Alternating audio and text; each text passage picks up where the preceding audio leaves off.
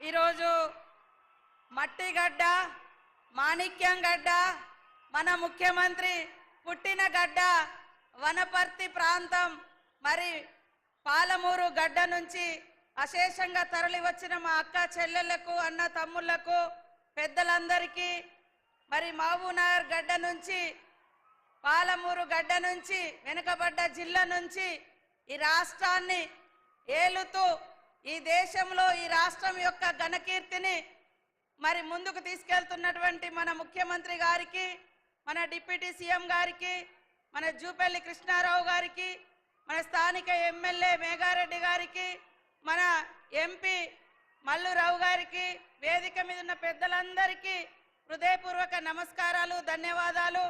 మరి ఎర్రటెండలో కూడా మా అక్క చెల్లెలు అశేషంగా వచ్చినందుకు మీ అందరికీ నమస్కారాలు। అధికారులకు పత్రికా మీడియా సోదరులకు అందరికీ కూడా హృదయపూర్వక శుభాకాంక్షలు।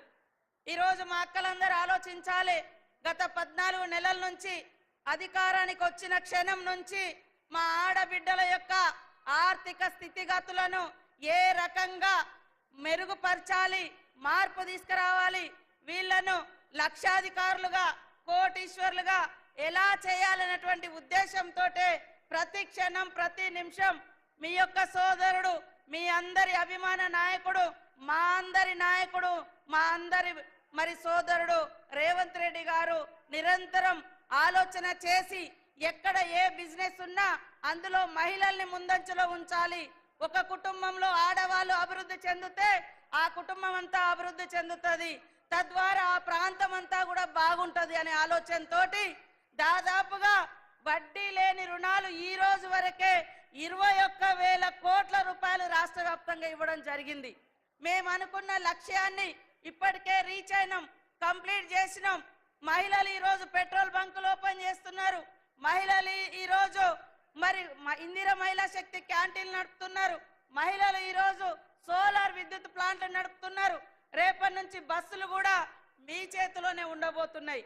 కాబట్టి మరి మహిళల కోసం ఒక అన్నలాగా మీ యొక్క తమ్ముళ్లాగా మీ యొక్క కుటుంబ సభ్యుల్లాగా మీకోసం నిరంతరం పరితపించేటువంటి మీ అందరి బిడ్డ మీ అందరి అభిమాన నాయకుడు రేవంత్ రెడ్డి గారిని మా ఆడకూతులందరూ కూడా అండదండగా ఉండి దీవించాలని ఈ సందర్భంగా కోరుతా ఉన్నాం।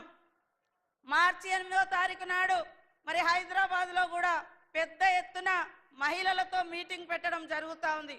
ఇక్కడ పనిచేసినటువంటి అనేక మంది మహిళలు దాదాపుగా 400 మంది మహిళలు గత సంవత్సర కాలంలో చనిపోయినరు। ఒకప్పుడు వాళ్ళు చనిపోతే వాళ్ళకి ఎలాంటి భరోసా లేదు, కానీ ఈరోజు మహిళలు చనిపోతే మహిళా సంఘం సభ్యురాలు చనిపోతే వాళ్లకు 10 లక్షల రూపాయలు ఇన్సూరెన్స్ ఇవ్వడం జరుగుతూ ఉంది। అదేవిధంగా మీరు లోన్ తీసుకొని ఎవరైనా చనిపోతే కట్టకుండా ఆ భారం మిగిలిన కుటుంబ సభ్యుల మీద పడకుండా ఉండడం కోసం ఒక పెద్దన్నలాగా మరి ఒక చిన్నన్నలాగా ఇద్దరు కూడా రేవంత్ రెడ్డి గారు బట్టి విక్రమార్క గారు ఇద్దరు బాధ్యత తీసుకొని ఒక దిక్కు చనిపోయిన కుటుంబాలకు లైఫ్ ఇన్సూరెన్స్ తో పాటు లోన్ బీమా కూడా మరి ఇవ్వడం జరుగుతూ ఉంది। కాబట్టి మీరందరూ అత్యున్నతంగా ఎదగడమే ఈ యొక్క సీఎం రేవంత్ రెడ్డి గారి యొక్క లక్ష్యం। కాబట్టి మీరందరూ కూడా బాగా బిజినెస్ చేసుకొని బాగా ఆర్థికంగా ఎదగాలని మీ కుటుంబ సభ్యుడిగా ఆకాంక్షిస్తున్నాడు। కాబట్టి మీరందరూ కూడా మరి సీఎం రేవంత్ రెడ్డి గారిని ఆశీర్వదించాల్సిందిగా